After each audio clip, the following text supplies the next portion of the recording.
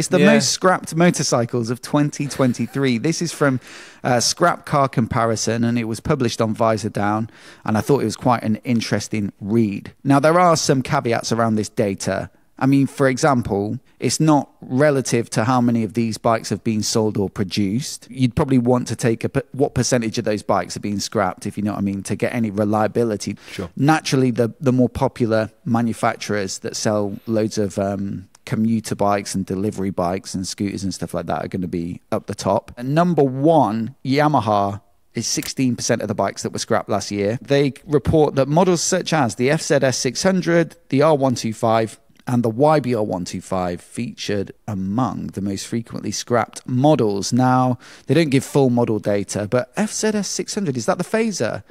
That's sad. That's such a cool bike. Yeah. You know, the 600 Phaser with the square headlights. I really like that bike. I almost bought one of those as my first ever bike because I just went straight to big bike license. And I called my dad and I was like, I found a black first gen Phaser nearby. It looks so cool. And he was like, oh, yeah, Phaser. He's like, I think they're about 100 horsepower, aren't they, inline four? I was like, oh, yeah, yeah. And then he was like, maybe just have a look at some other stuff. I think it was the best piece of advice I've ever been given. I ended up with a 65 horsepower Kawasaki ER6N, which was a lot less sexy, but nice and safe. And that's what counts. The R125, I'm quite surprised about. Maybe they get scrapped because everyone who gets an R125 is like new to riding, but thinks they're Rossi and bins them in a bad way. And then YBR 125 is the little pizza delivery kind of bike, isn't it? So probably they just get high mileage at a certain point. They say the same for Honda as well. Honda is second at 14%. And they say their sort of high listing is down to the age of the popular CBF range, so CBF 125, which debuted in 2004. But they sell a lot of bikes. Next one down is Lex Moto at 13%, so nearly as many as Honda.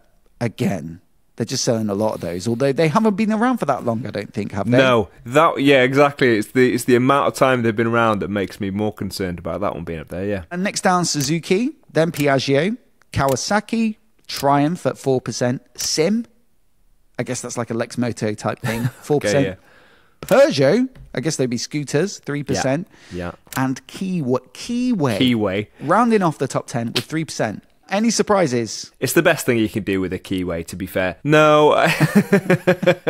Sorry to anyone who owns a Keyway, if you're listening. Not necessarily. I think I would expect Yamaha and Honda to be up there, and I would expect the 125s to be the majority of that, yeah. So no, not a massive surprise.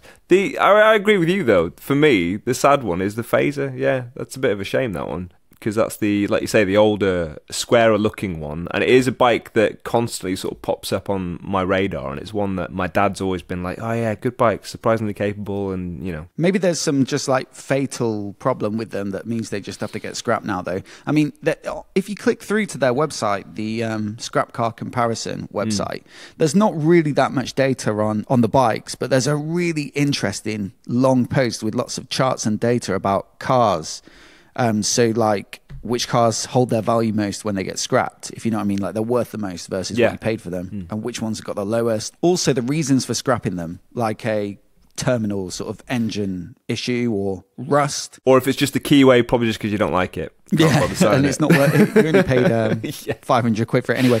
I mean, probably this will be on the up as well because of the ULEZ stuff. I think there's an incentive to scrap bikes, isn't there? Anything that doesn't comply with ULEZ, you can get a grant of like £1,000 just to go and scrap it, which is kind of sad. I mean, consider selling it to someone outside the M25 first so that they can adopt it. Which possibly, if that is true, would explain at least a part of that, because they were quite widely used by dispatch riders. Oh yeah, the 600s. Yeah, good point. Yeah, right. So if you're, like you say, if you do get something back for scrapping it and it's not ULEZ compliant, then maybe that's the reason.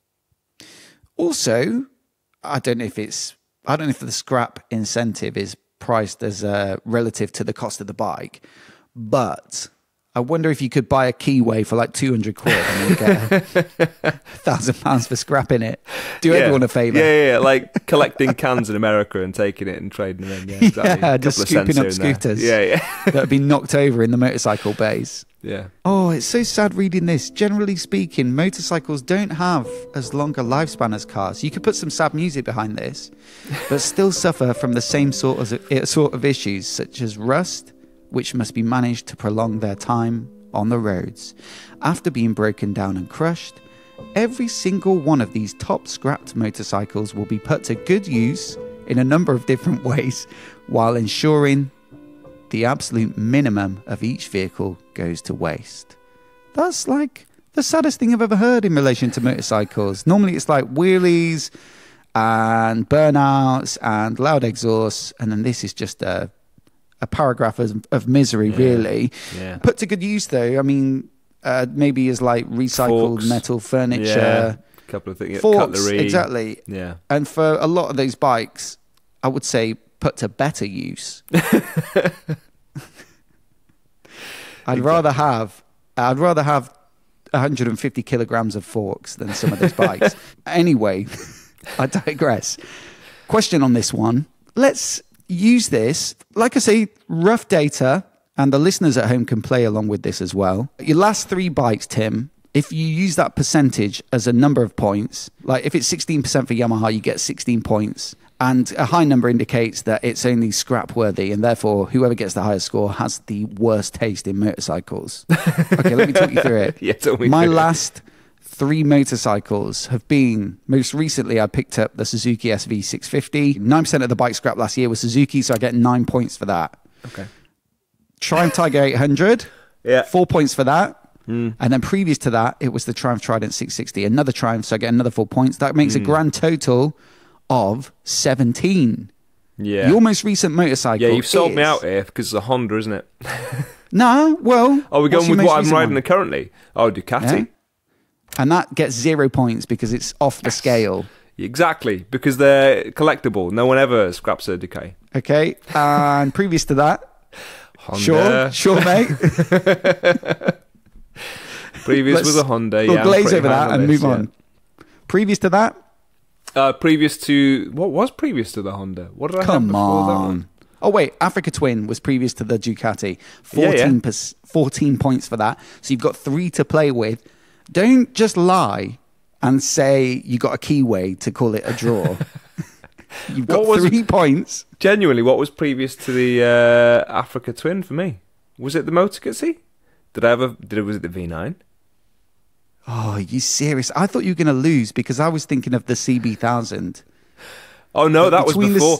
Yeah, I jumped. Yeah, no, Motor Guzzi V9. can't get me. I think 0%. I think it was Well the done, V9. mate. Yeah, thanks, man. Okay, so you have better, well, more kind of mechanically sound taste in motorcycles with 14 points for just the one Honda. I mean, we're whereas saying mine- that here. I've broken down more times than you, so yeah, this scale is flawed. But yes, Well, there's some sort of sadistic self-loathing to owning Italian motorcycles in that people, it appears, will never bring themselves to scrap them, but they will constantly break down and keep inflicting terrible scenarios upon themselves where they're sat on the hard shoulder on a motorway and it's raining. yeah, you can play some sad music But over that as well. if you everyone's want. got their kinks, mate, haven't they? Yeah, they do. Yeah.